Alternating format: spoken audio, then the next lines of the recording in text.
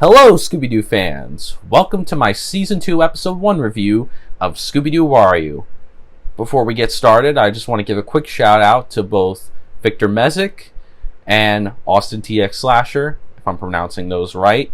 Thank you guys so much for your support on my previous reviews, but for also telling me that you want more Season 2 episode reviews. I'm glad that you guys commented. It's always great interacting with you guys. So thank you guys so much for the birthday wishes and for your continued support and saying that you enjoy my reviews, and I love interacting with you guys. So any Scooby Doo fans are wondering why I'm continuing Season 2 this month, it's due to them. So thank you guys again, and let's continue. Also, I just want to ask Victor Mezek and Austin TX Slasher and any other Scooby Doo fans watching. I was going to do Scooby Doo comic book reviews for my summer special from June to August, but since you guys demanded Scooby Doo Where Are You episodes for May, I'm wondering, do you guys want that for the summer as well? Do you guys want me to focus on TV show episode reviews for the summer? And go in and review more episodes. Could finish off Where Are You, and then go on to the next series, or do you guys want me to just do what I originally planned and focus on the Scooby Doo comic book reviews? I do have the first comic book review all done and ready to go, but I just want to know from you guys whether you want more comic book. Would you guys prefer book reviews of Scooby Doo or TV show episode reviews of Scooby Doo for my summer special from June to August? So please comment that, and that's the last time I hopefully will have to ask you guys to comment that, but you can also comment for other things. I'll mention that at the end of my video when I get to my outro. Anyways, last time I continued my I reviewed season 1 episode 17 of Scooby Doo Where Are You. You guys very much enjoyed that, and I'm happy that it got a great reception, and that you guys told me you wanted more season 2 reviews, so that was great. So thank you for that support on the last video, and all my season 1 episode reviews of the past. Hopefully season 2 will not take as long to finish. But today, of course, we'll be covering season 2 episode 1 of Scooby Doo Where Are You, titled Nowhere to Hide, which was released on September 12th, 1970. One day shy of the 1-year anniversary of Scooby Doo Where Are You. How cool is that? How cool is that they were one day shy from the anniversary of season 1 episode 1's release date, had they waited one more day. But hey, it was still close, and that's all that matters, and it's cool. So the short synopsis of the episode is, on their way home from the malt shop, the gang encounter the ghost of Mr. Hyde, a known jewel thief sneaking into a spooky house, and the house turns out to be the home of Dr. Jekyll, who fears he may be transforming into the ghost of Mr. Hyde. The gang begins searching the house for clues, pegging the maid as a likely suspect, but are pursued at every turn by the ghost. So there's a few things. First off, we, as always with these videos, this is where I will be watching the Scooby Doo episodes on the Scooby Doo Where Are You Complete Series box set for any newcomers that haven't watched my episode reviews. Highly recommend the box set. It's great. I will go into special features either on episode 8's review of this season, which is the final episode of the entire show, or I might do a separate video of it. But yeah, if that does well, then let me know if you want me to get the DVDs for other Scooby Doo shows. I might still do it anyways, but you guys can tell me if you what you think of the special features video when that time comes. But it's a great box set. You guys should definitely get it. And this is the first episode with the second voice actress of Daphne. So as we all know, Frank Welker returns as Fred, Nicole Jaffney returns as Velma, Casey Kasem returns as Shaggy, and Don Messick reprises his role as Scooby as well. So Daphne was the only one changed because, as mentioned previously, Steffiana Christopherson, retired from acting. She, moved with her husband to New York, and she never really talked about the Scooby Doo series. Where Are You? How filming, doing recording sessions of Scooby Doo was like, or what she thinks of the franchise.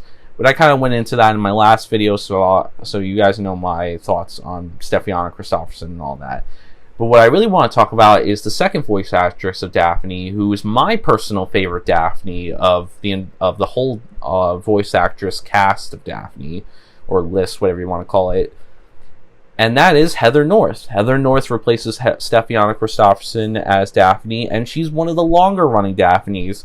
In fact, I think she is the longest, because she voiced her from this show up until the 90s. And she also did 2 direct-to-video movies in the 2000s. So, to me, I consider her my favorite Daphne. She is my Daphne, even though, I personally think she's great as Daphne. And it's nice to hear her first, voice, the first episode she gives her voice to Daphne, and it's really awesome. I really enjoy it. It's good seeing that. So yeah, there's that as well. So as far as this episode goes, the episode seems to be considered good by fans. It's viewed very highly by people. I see by most fans. There's no clear definitive people love or hate this episode, or somewhere in the middle. I believe most fans consider it, to be a good episode. So, without further ado, why don't we take a look at the episode to see whether I think it is good or bad episode of Scooby Doo, Where Are You? The episode begins with a mysterious green ghost scaling a high-rise building and snagging a rare jewel necklace out of the Movart collection of rare jewels.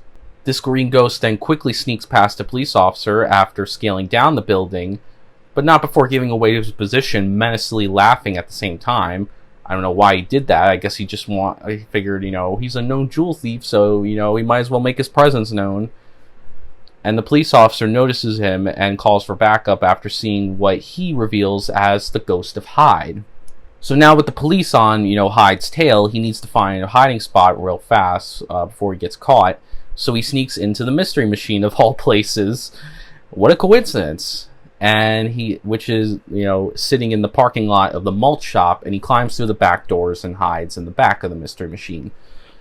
So the gang are completely unaware of this, and are inside, celebrating after they just saw their high school magic show, and had a good time. And I love seeing the gang just having a fun time. They go to their high school magic show, they talk about how they had, enjoyed it, and then, they go for ice creams, and Shaggy even has, maybe possibly a pickled jalapeno on top. He says a jalapeno, but it looks more like a pickle. And Scooby does a little magic trick and steals his ice cream, which does anger Shaggy at first, but Shaggy can't stay mad at his best friend for long, and that's sweet. And then, they all, decide it's time to head home after they finish their ice cream. And I love Shaggy, talking about, how he's excited to get home and watch, the late night television show he's interested in. And Velma shares, the same interest in the show, and, they talk about it, and it's just like nice, wholesome teenage talk. Like it just feels like them acting like teenagers, and I love scenes like this because it, really humanizes the gang and gives them nice, character building moments. So they climb back into the mystery machine and drive off to head home, and Velma eventually asks Scooby to fetch the beach blanket so they can warm up, because Fred reveals before that the heater is broken and it isn't working, so they're getting chilly. So Velma, says, Scooby, can you fetch the blanket for all of us so we can warm up? And so in doing this, Scooby sees the ghost of Hyde lying down with the blanket covering him, and he quickly throws it back, rushing to tell the gang. And at first, the gang don't believe him. They think he has way too many ice creams and that he's seeing things. But after stopping the mystery machine, they turn around and see the ghost himself. And they flee out of the van with Scooby following close behind. So the gang find themselves behind a log watching the ghost disappear into the marshes before Velma identifies the ghost, the man behind, who was behind, hiding in the back of their van, as the ghost of Hyde. And, Daphne says, you mean the jewel thief who's been scaring the residents of a town? And so we get, backstory that Hyde, has been kind of a bit of a known criminal, and that the gang do keep up on, what's going on in their town, even when they're not doing mysteries.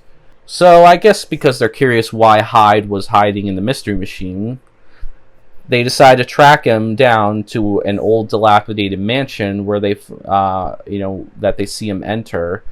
And they decide to go through the back door, and when they open the back door, they fall through the trap door, which was the mat, outside the door, and they end up in a science lab. And there's a nice little funny moment with Scooby having like something stuck to his nose in the mattress. I think it's like a spring, and he has to get it off, and it's a nice little Scooby comedy. And they hear somebody coming, so they all go to hide, and and a scientist comes into the room, and they say, "Hey, that's not Hyde." And this scientist reveals himself as Dr. Jekyll, and he's surprised to see the gang in his lab. And they tell him that they've been looking for a ghost, and so he comes out and first they say that they're happy that he wasn't the ghost, but he says he's not so sure that he isn't the ghost. And they ask him to explain, and he comes out and explains his fear of changing into the ghost of Hyde. So he goes into the story of how he worked on a vitamin formula that you only have to take once in your life, and when he took the formula, the rooms began to spin, and he passed out, and then his housemaid Helga woke him up, and he had fresh mud on his shoes, and he said that the same thing happened that night, and he found one of the jewels that Hyde was carrying. So it seems like an open and shut case. This guy is no doubt the ghost of Hyde, right? Well, I guess the gang don't think so, because they point out that the mud is dry on his shoes, so they think that there's more to this story than meets the eye. So they decide, what, we're interested, why Hyde was hiding in the mystery machine. We maybe sense that, this guy's probably being set up. He might very well be the ghost of Hyde, but let's look around to further incriminate them, further incriminate him. I don't know why he allows them to, search his mansion, because if he is Hyde, it's only proving how more guilty he is, and that, he's eventually going to be arrested when the kids, call the police. But, he decides, yeah, sure, go search my mansion, go look around. I guess because he thinks he's fooled the gang, and, he might be off the hook if he keeps up the ruse and the act.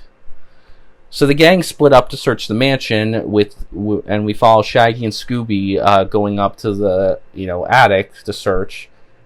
And Scooby finds a spider web, which can be apparently played like a harp. And Shaggy finds a chest full of bats, which come out flying at him, and he gets scared. And Scooby holds him, and they hold each other in fear. And then he goes back into the same chest. He finds some old costumes and a mask, and one of the masks he accidentally tosses onto Scooby's head. So Scooby decides to prank Shaggy a little and scare him with the mask. And Shaggy, being very snarky and sarcastically says, "Very funny. Don't take off the mask. You look better with it on." And before taking the mask away and locking it into the chest. And he asks Scooby to stop fooling around and help him search the attic. Tells Scooby, "Go search on that side, I'll search on this side." So the duo split up, and they search both sides of the attic, and Scooby assumes that the ghost of Hyde is in the closet that he was searching, and he goes to tell Shaggy. So Shaggy, says, "Okay, let's go face him together," which is really cool. I like Shaggy getting a little confidence, and they figure 2 against 1, we can probably take this guy. Nice little character moment for Shaggy, being a little bit of a leader. And Shaggy opens the door, and the duo realize that Scooby was just seeing his own reflection in the mirror. And the duo then again assume that the ghost of Hyde is up in the attic when they see a shadow that looks like Hyde. And so they go to run and find an exit. Shaggy can't get the door, open. So Scooby, very fun and, goes to find another door, and he finds a bunch of, mini doors in there, and then finds a little mouse hiding in it. Nice little comedy there. And then they, run into each other, and they think they've, had it, and that the Ghost of Hyde has them, until Helga comes upon them and accuses them of making a mess in the attic after she had cleaned it. So, meanwhile, the rest of the gang, which is Fred, Daphne, and Velma, they go into, search another part of the house and find a clue, which is a fraction of a newspaper article, which is addresses Helga as an ex-circus star who had an act on a Friday. They wonder why an ex-circus star would be a housemaid in a creepy mansion like this. So they find that suspicious, so she's definitely on their radar. Shaggy and Scooby then go to the library to see if they can find any clues on the Ghost of Hyde. And they find a book about ghosts and ghouls in a library and pull it off the shelf. And just then, finally, the Ghost of Hyde, pops out and begins his little evil laugh, and this starts a chase scene between Shaggy and Scooby as they run to another room, and they run away from him, but are cornered behind a television set, and so they begin to act as if the television is still working, and it's pretty funny, Shaggy and Scooby playing these little roles like actors, and, creating these different shows. It's very funny, and, nice comedic scene. And it's revealed that the TV doesn't work at all. What a shocker. And it's actually all just an act by Shaggy and Scooby, who be their usual comedic selves and try to get out of the situation until they once again flee. And they go, and then we cut back to Fred, Daphne, and Velma, who are wondering what's down the laundry chute, and Fred's worried about what's going on with Shaggy and Scooby, and then just then Shaggy and Scooby are riding down the banister of the stairs and into Velma, and they all go through the laundry chute into the laundry room, and there they discover another clue, which is a feather duster like the one that Helga was using to clean the attic earlier. So this definitely creates more suspicion on her. And so Velma becomes more suspicious of Helga after finding those two clues. So she says, I have a hunch we'll find more clues in Helga's room. So that's where they go, to Helga's room. And I like the chase scene that starts in the library with Shaggy and Scooby, trying to find some clues, and Hyde, makes the Ghost of Hyde makes his appearance. They have a nice little mini chase scene, and then Shaggy and Scooby do their little comedic bit as usual. Really fun stuff. Always love me some good Shaggy and Scooby comedy. Never can go wrong with that. Maybe one of these books will give us a clue, Scooby Doo. Maybe. Here's one. 101 Ghosts and Ghouls. Zoinks! We hit the jackpot!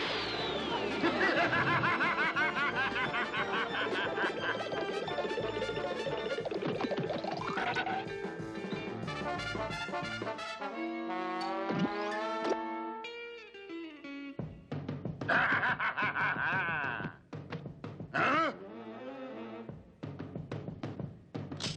Hi, kids. Uncle Happy Time here once again with your favorite dog star, King of the Wild Blue Yonder. I wouldn't. If you don't sign the treaty, running dog, we'll take back the trinkets and beads. Virgin River? Then go.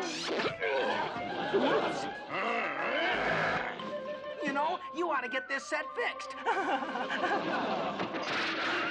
So every member of the gang, excluding Shaggy, all go into Helga's room to investigate further and see if they can find any more clues.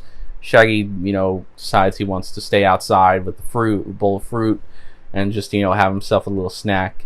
And I don't blame him. And Scooby even takes, a banana in with him. But instead of eating the actual banana, he eats the peel outside, which is fucking gross. But okay, to each their own, Scooby. You love that. That's totally you. And there, the rest of the gang find two more clues: a can of phosphorus paint and a bottle of knockout drops. So this cements the deal, right? This cements that Helga is most likely the ghost of Hyde. All the clues are pointing towards her. It seems like a setup. So the gang are ready to go tell Dr. Jekyll what they found. But before they do, Shaggy comes into the room and tries to tell the gang that he also found a clue himself in the fruit bowl. But before he can elaborate what he found, he's then snatched by the ghost of Hyde. And it's always gut-wrenching and to see Scooby so upset that Shaggy gets taken, and he is worried about him, so he searches all over the place to go find him. And that's what I love about Shaggy and Scooby's friendship, because just like how Decoy for a Dog Napper, when Scooby got kidnapped by the Dog Nappers and Shaggy was so worried about him, his best friend, his companion, and he did everything he could to try and save him, and even through thick and thin, and didn't care what lied ahead. He just wanted to save his best friend. Scooby's doing that as well, and showing how much he reciprocates that friendship. And this is why their friendship is so strong, because Shaggy and Scooby, whenever one of them are always kidnapped by the villain, they're always willing to go through thick and thin, even when they're scared, because they care a lot about their best friend and don't want to see them get hurt. So I like that little role reversal, and seeing Scooby, being the one to have to save Shaggy, and being upset and, feeling alone, and, and searching everywhere to find his buddy, his pal. And so we cut to Shaggy tied in a science lab where the ghost of Hyde is concocting something, and Shaggy asks him what he's going to do with him, and he shows up a book and says that and Shaggy assumes he's going to turn him into a frog. But what I think we can interpret is that he was probably going to kill Shaggy, because that shit is not possible. I think what Hyde was going to do was he was going to, poison Shaggy with whatever he was making. But before he can do that, the chase scene starts when Scooby finds out finds the lab and finds where Shaggy's hidden, and that ensues a musical chase scene, which, yes, this is the first music is incorporated into the chase scenes of season 2, all excluding episode 6 of season 2. So I probably should mention this, as I didn't mention it in the intro, but in season 2, Austin Roberts not only did a new rendition of the Scooby Doo Where Are You theme song, which is why it's different. And personally, I prefer the original theme song from season 1, but that's just me. But he also performs the songs for the season, and this would become a theme in not only season 2 of Scooby Doo Where Are You, but some later shows of Scooby Doo even have musical chase scenes as well. So this isn't anything new. This is in movies and shit, but this season 2 definitely started the trend of music being played over chase scenes.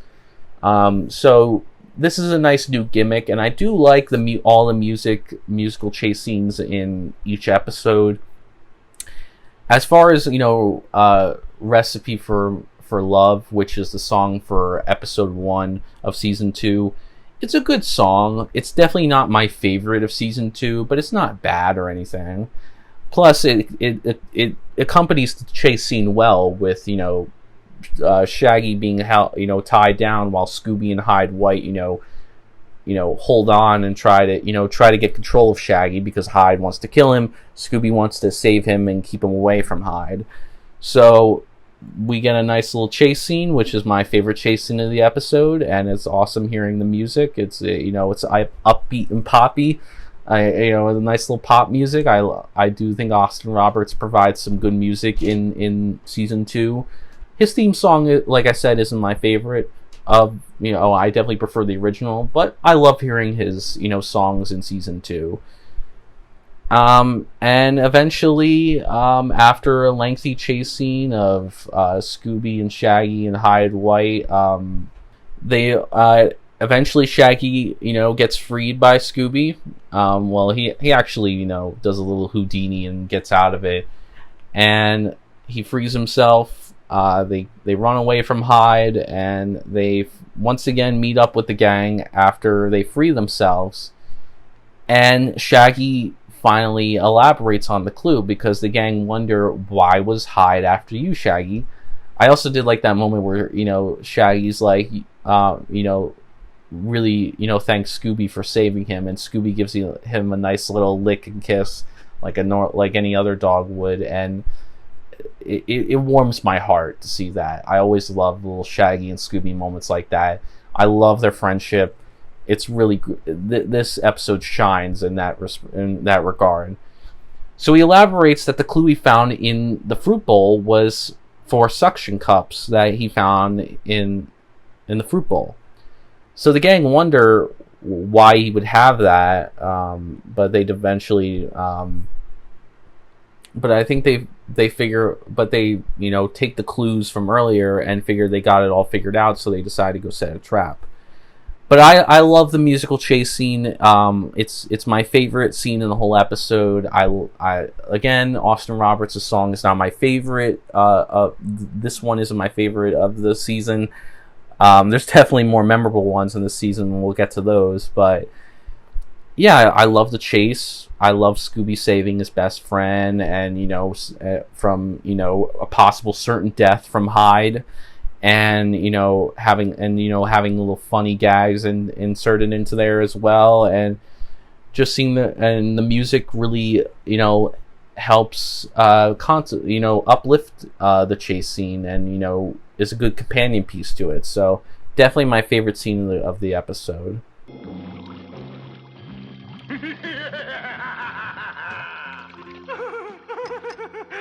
What are you gonna do with me? You're gonna turn me into a frog? Like I think he's going to croak me. Oh, Scooby Doo, where are you? Raggy!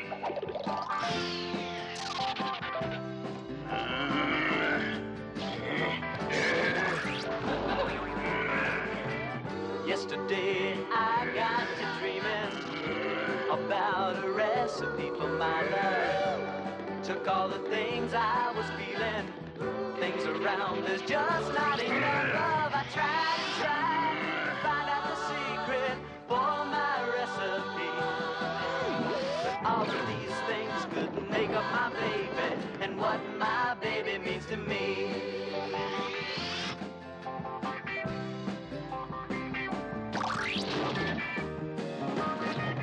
I took a couple of sunshine, I added a touch of the rainbow, sprinkled some happiness around it, and a little bit from a song that I know. One smile and a whole lot of loving in my recipe. All that wouldn't make up my baby and what my baby means to me. Yes, I've done a whole lot of dreaming, but it's no fun when things ain't what they're seeming. I love my baby and my baby loves me. Then why ain't my recipe? Painted me a face like Mona Lisa, put some magic in the smile. I wish I had a Scooby snack. Oh, artists around the world started copying my style. And what she means to me, I guess I'll never find the secret to my recipe. I took a couple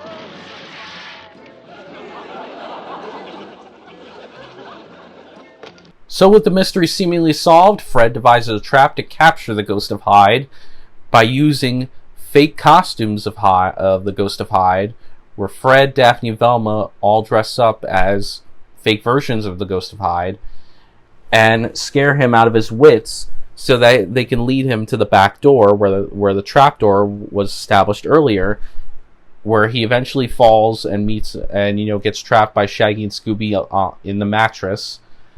And earlier, Shaggy and Scooby act as bait in order to lead the Ghost of Hyde to Fred, who's dressed up as the fake Ghost of Hyde. So, with the Ghost of Hyde seemingly caught, they believe that the Ghost of Hyde is Helga. With all the clues that they found, that's what they think. But, in a rare twist of events, the Ghost of Hyde is revealed to be Dr. Jekyll. That's right, the red herring of the episode. The guy that was obvious from the start, and, you know, almost fooled the gang in the beginning, ends up being the man behind the mask. And that's pretty clever, that the red herring ends up being the baddie and not the suspect that the episode usually goes. Normally the red herring is the guy that tries to throw you off, and the actual suspect is, you know, somebody you don't suspect as the Ghost of Hyde. But in this episode, that ends up not being the case, and the red herring actually is the Ghost of Hyde, but he just plants enough enough doubts in the gang's mind to make them think that somebody else is the Ghost of Hyde and not him. So it's revealed that Dr. Jekyll was behind the Ghost of Hyde jewel robberies and turned to a life of crime when all of his experiments failed.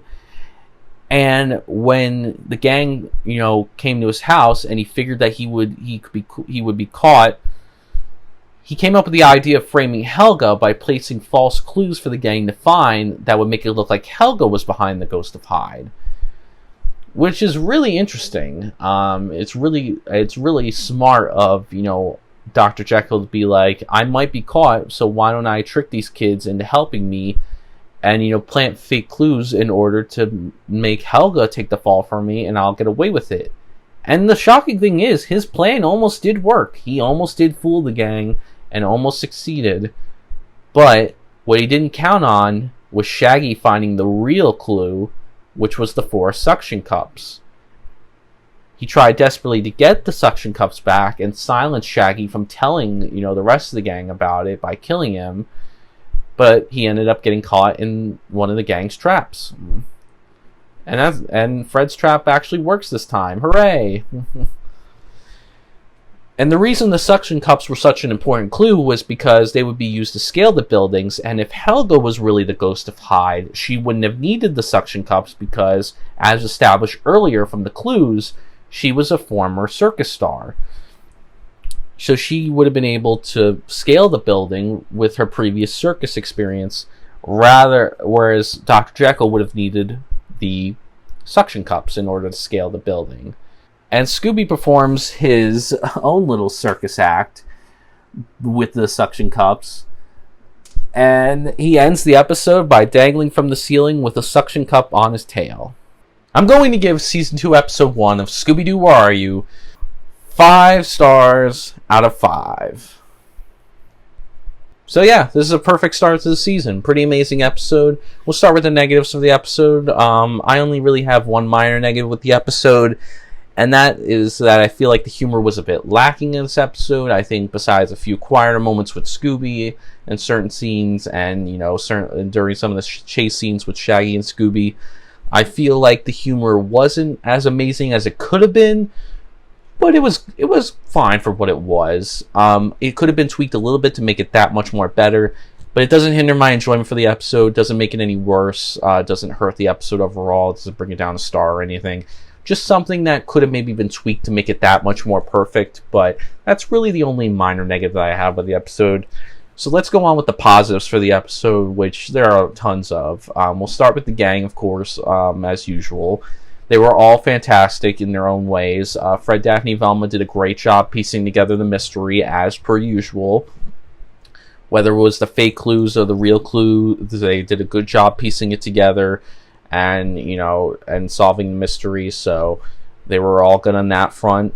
But what I really loved is the whole gang's interactions with each other in the beginning, because it felt like normal teenage stuff. And I love seeing the gang just act like teenagers and talking about their school and their home life. You know, we see them talking about how they went to a high school magic show. They went to a magic show at their high school.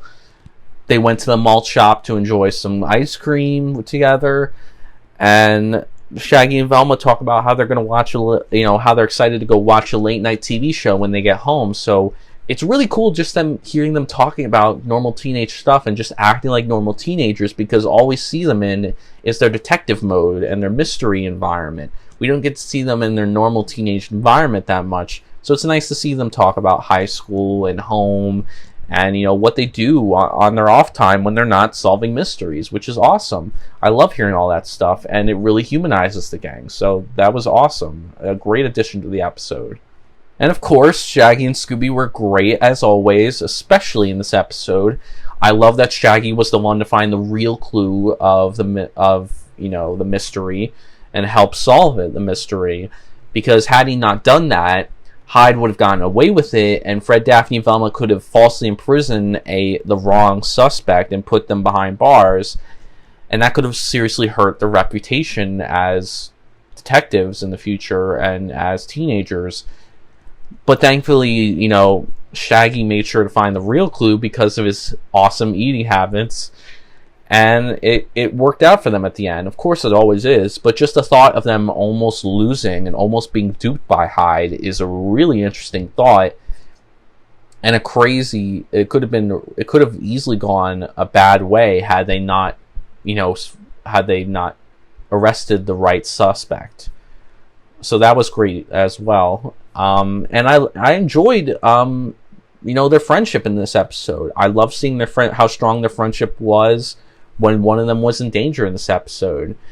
It really shined in this episode. Like I said, it was like a role reversal on Decoy for a Dog Napper when Scooby was kidnapped by the dog nappers, and even though Shaggy was afraid of what he was going to have to face, his friendship outweighed his fear, and he did everything he could to save his best friend, because that's what true friendship is. He may be scared of the villain, but he's going to do everything he can to save Scooby, and that's the same here. Shaggy gets kidnapped by the ghost of Hyde. Scooby feels lost and worried for his, without, Shaggy, and also worried for him. And he's obviously afraid of Hyde, but he's not going to let his friend die. He would feel terrible if he let his fear outweigh his friendship. So he's going to do everything he can to save his best friend and be brave and fight through it. And that's true courage. The real courage to save your best friend.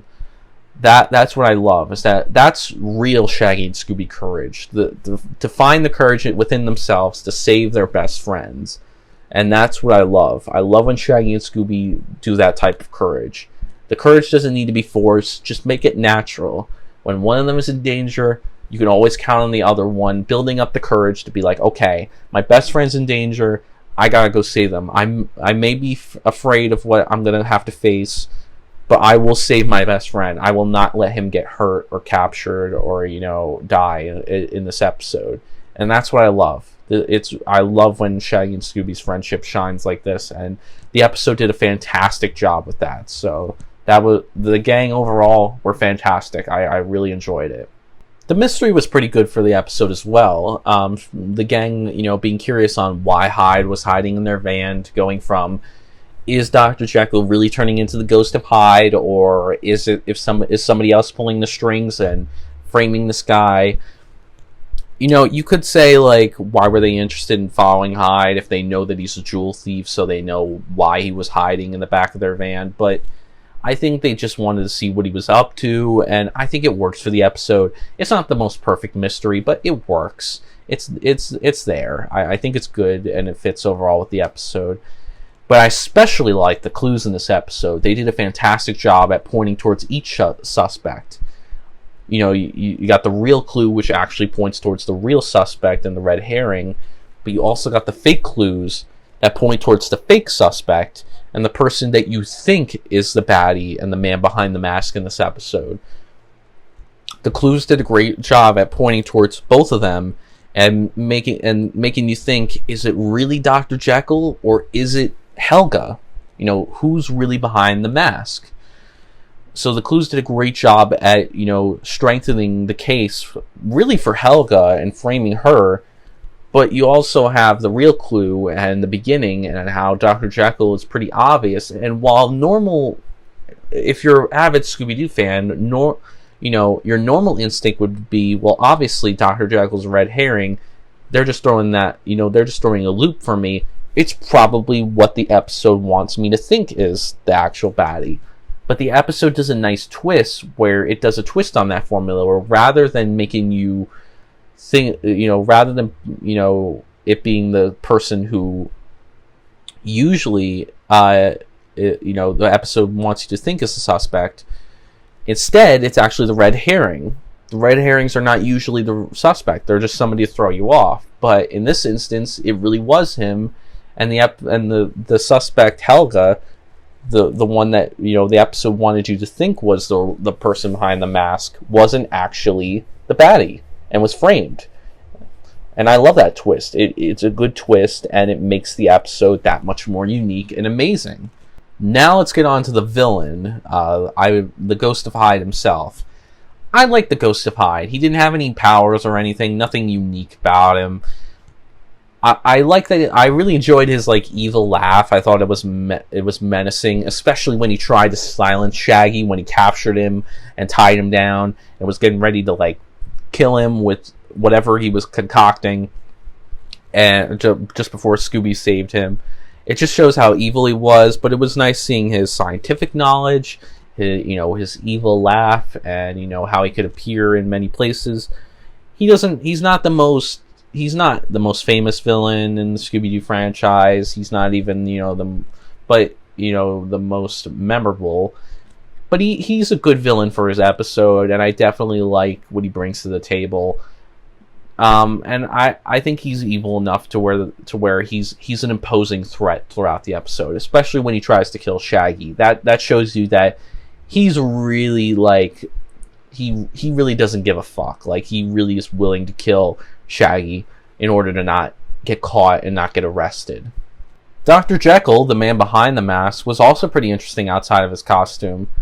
I love the tale what the story he tells about the way he became the Ghost of Hyde and what he was doing. But I also love that in a rare decision, he does come out and he puts enough doubt in the gang's mind to make the gang think that Helga was Hyde, which was very, very smart. Dr. Jekyll is a very smart baddie and was able to think on his feet very well. And that's a really imposing villain, and that's his strength. The fact that Jekyll was able to so quickly come up with a plan when he was surprised that the gang followed him back and he thought he was done for, he came up with framing Helga. And he came out and said that he was the suspect when he didn't have to, and he could have easily further incriminated himself by letting the gang explore. But that's what he wanted the gang to do. He wanted to put enough doubt in them to make them think that he wasn't the suspect, but to also place fake clues was incredible. The fact that he framed, normally a villain would never think about the clues. They never do. They don't even think about what they leave behind. But Dr. Jekyll made sure to, did everything he could to really pull off his plan, and he almost succeeded. He almost won and beat the gang and almost got Helga arrested and framed and put in jail for his crimes. And that is an intimidating and smart villain, and that was his strength in the episode. That's what made, the Ghost of Hyde and Dr. Jekyll, both of them as a whole, great. Dr. Jekyll's smart mind, criminal mind, and Hyde's menacing and threatening presence combines for a smart and threatening villain. This guy is not somebody you want to mess with. So clearly that's the strength of Hyde. He's evil and smart, and he's also very menacing and threatening and doesn't mind, killing you. That shows how good of a villain he is, and the fact that he manipulated the gang so well and almost got away with it is just incredible. This is a fantastic villain in those aspects. The fact that Dr. Jekyll was smart outside of costume, and was menacing and threatening, and as the Ghost of Hyde. So both of them, he was just as great outside of costume as he was in the costume. So I think the villain overall was amazing. I thought they did a great job with him.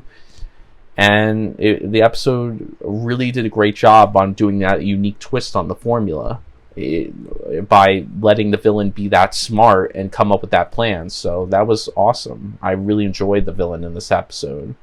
His motive was fine. It wasn't anything unique or anything. It was a simple money motive. His experiments didn't work. He decided to be a jewel thief.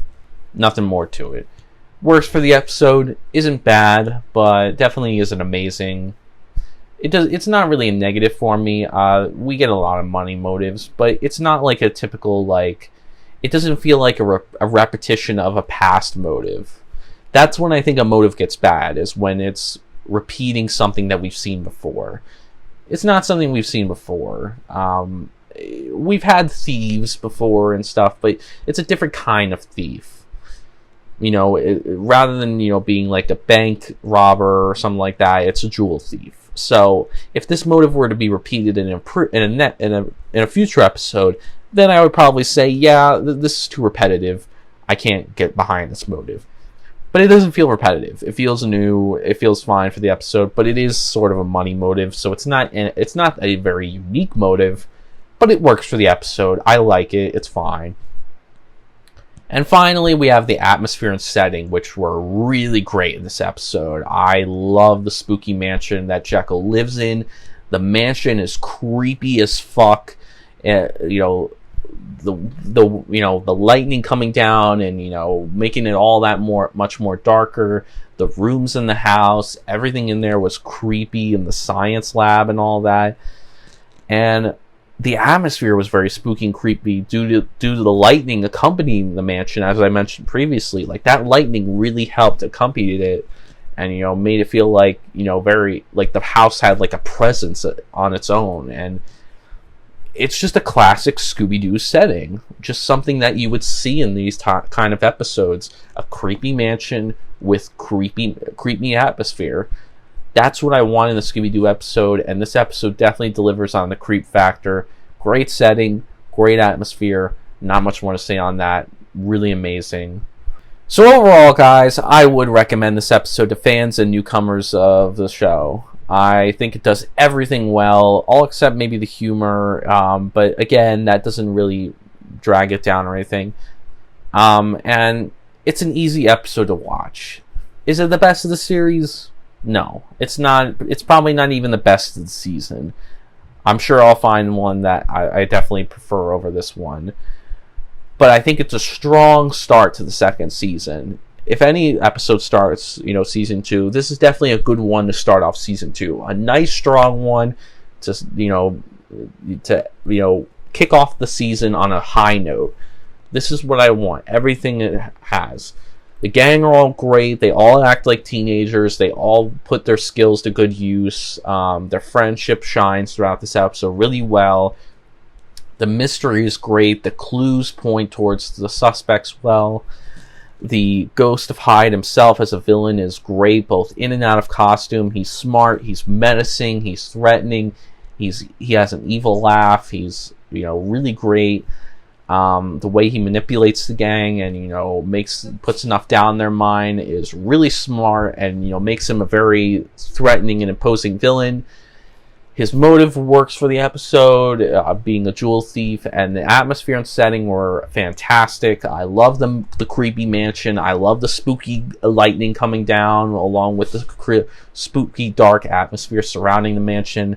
It was just as creepy inside as it was outside. This episode does everything well, and I love it for that. It really captures the feel of a classic Scooby Doo episode. So great to start to the second season. Highly recommend this episode. Check this one out if you're interested in it. I think you'll guys enjoy this. It's not the best one of the season. It's not even the best one of the show, but it definitely is great. Anyways, I hope you guys enjoyed the review. Please give it a like if you did. Comment down below your thoughts on Season 2, Episode 1 of Scooby Doo, Where Are You? You like it? Like me? You know, do you think it's an amazing episode? Do you hate it? You know, I'd be interested to hear that. Like, what do you hate about this episode? Or, you know, I would love to hear someone say why they don't like this episode. Or are you somewhere in the middle and you think it's okay? I'm curious for your thoughts, so let me know in the comment section below. And subscribe for more Scooby-Doo content like this, or if you're just interested in any of my other content, I got plenty more Scooby-Doo content, all thanks to you wonderful Scooby-Doo fans out there, especially thanks to you, Austin TX Slasher and Victor Messick. Thank you guys so much for your support. Thank you guys for, you know, interacting with me on previous videos, and, you know, and supporting my thoughts on Season 2. I love interacting with you guys about Scooby-Doo, and I hope we continue doing that. And I can't wait to talk about Season 2 with you guys. It's been a fun time, and it's awesome. So definitely more Where Are You reviews to come. As I said previously, if you want more during the summer special, please comment down that below so that way I can do that. Or if you want the comic book reviews, I'll do that. Just tell me which one you want over the other, and I'll do that. But I'll still upload the first comic book review, even if we don't do those. But yeah, plenty more Scooby Doo content, and Scooby months will be in September, so that's going to be loads of Scooby Doo content because I missed last Scooby month. So there's going to be a lot of Scooby Doo lately, and you know what? That's great because I love Scooby Doo and I love talking about it with you guys, and it's a fun time. I enjoy it. I love talking about my favorite franchise and my favorite characters, my favorite cartoon franchise. You know, just the best thing, my favorite thing in general. I love the Scooby Gang. I love the franchise. I love everything about it. I've always grown up with it. So, yeah, it's gonna be. You can definitely expect more Scooby Doo content on the way. You can also follow me on Facebook, where I have discussions about things we talk about on both my channels, and Twitch, where I hope to live stream in the future. So in my next video, I'll probably continue my playthrough of with LEGO Marvel Avengers DLC with the recent Part 5 of my Let's Play. Unless if you guys, well, if there's enough demand, for, see Episode 2, I'll probably put that ahead of the gaming video, just like I did with this one. But I'll probably have a gaming video next, but Season 2, Episode 2 will not be far behind. That'll be next, obviously, as well. That'll just be a nice quick video to, satisfy your appetites in the meantime. But you can expect that next. But there will definitely be another Scooby-Doo Where Are You review soon. Episode 2 will be just around the corner, and it'll be interesting to review that one. Anyways, thank you guys so much for watching my Episode 1 review of Season 2. I cannot wait to dive into more of Season 2 and the succeeding shows that It's going to be fun talking about the future shows of the franchise and any more Scooby media. So I'm always happy to talk about Scooby-Doo, and I can't wait to interact with you guys about it. So thanks for watching, and as always, peace out.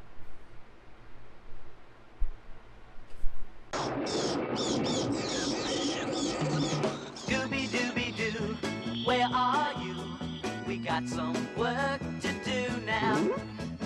Scooby-Dooby-Doo, where are you? We need some help from you now. Come on, Scooby-Doo, I see you, pretending you got a sliver. You're not fooling me, 'cause I can see the way you shake and shiver.